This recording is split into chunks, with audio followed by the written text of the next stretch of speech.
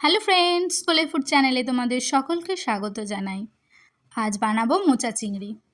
দেখো, মোচা চিংড়ি বানানোর জন্য আমি কড়াইতে জল বসিয়ে দিয়েছি। আর মোচাটা একটা ছোট সাইজ মোচা নিয়েছি, সেটা খুব ভালোভাবে ছাড়িয়ে কুটে নিয়েছি। এবার নুন হলুদ দিয়ে মোচাটা আমরা খানিকক্ষণের জন্য মিনিট 5-এর জন্য সেদ্ধ করতে দেব।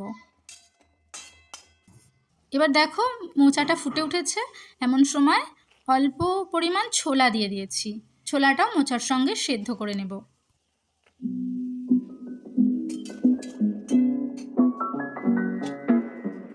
চলো, মোচাটা সেদ্ধ হয়ে গেছে কি এবার আমরা দেখে নিই। মোচাটা প্রায় সেদ্ধই হয়ে গেছে। এবার আমরা মোচাটা তুলে নেব কড়া থেকে।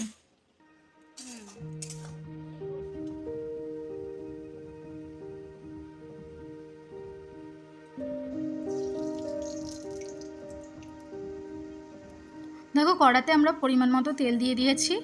তেলটা মোটামুটি গরম হয়ে গেছে। এবার আমি একটা মাঝারি সাইজের আলু কেটে রেখেছিলাম, সেগুলো আমরা ভালোভাবে ভেজে নেব।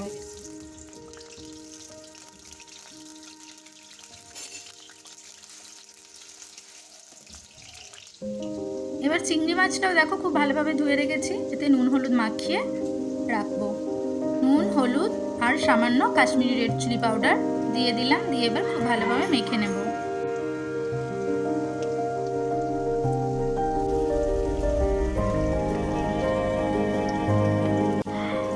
দেখো, আলুগুলো ভাজা হয়ে গেছে।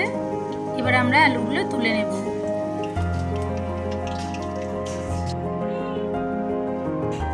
এবার আমরা চিংড়ি মাছগুলো খুব ভালোভাবে ভেজে নেব।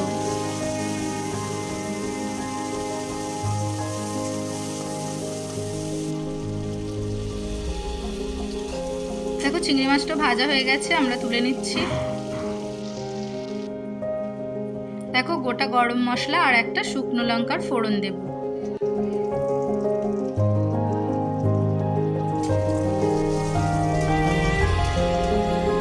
এবার একটা মাঝারি সাইজের পেঁয়াজ কুচি করে রেখেছিলাম, ওটা আমরা তেলে দিয়ে খুব ভালোভাবে ভেজে নেব। তো পেঁয়াজটা ভাজা হয়ে গেছে। এবার আমরা মোচাটা দিয়ে আবার খানিকক্ষণ মোচাটাও ভালোভাবে ভেজে নেব। গ্যাসের ফ্লেমটা আমরা আস্তে দিয়ে ভাজবো, নাহলে মোচাটা একদম শুকিয়ে যাবে। আমরা মোচা চিংড়িটা বানাবো জল ছাড়া, সেই জন্য গ্যাসের ফ্লেমটা আমরা জোরে দেব না। দেখো, মোচাটা ভাজা হয়ে গেছে, তুলে রাখছি।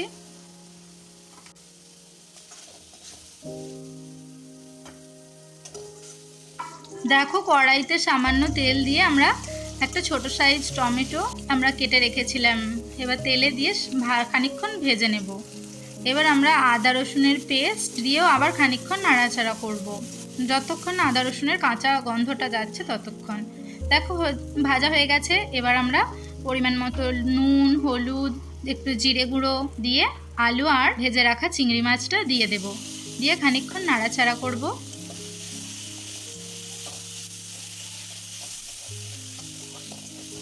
দেখো, আলু আর চিংড়ি মাছটা ভাজা হয়ে গেছে। এবার আমরা মোচাটা দিয়ে দেব, দিয়ে আবার খানিকক্ষণ নাড়াচাড়া করে নেব। গ্যাসের ফ্লেমটা আস্তে দিয়েই করব, যেহেতু আমরা মোচায় জল দেব না। দেখো, আমরা সামান্য উপর থেকে অল্প করে 2-4টে চিনির দানা ছড়িয়ে দেব টেস্টের জন্য। আবার খানিকক্ষণ নাড়াচাড়া করে নেব।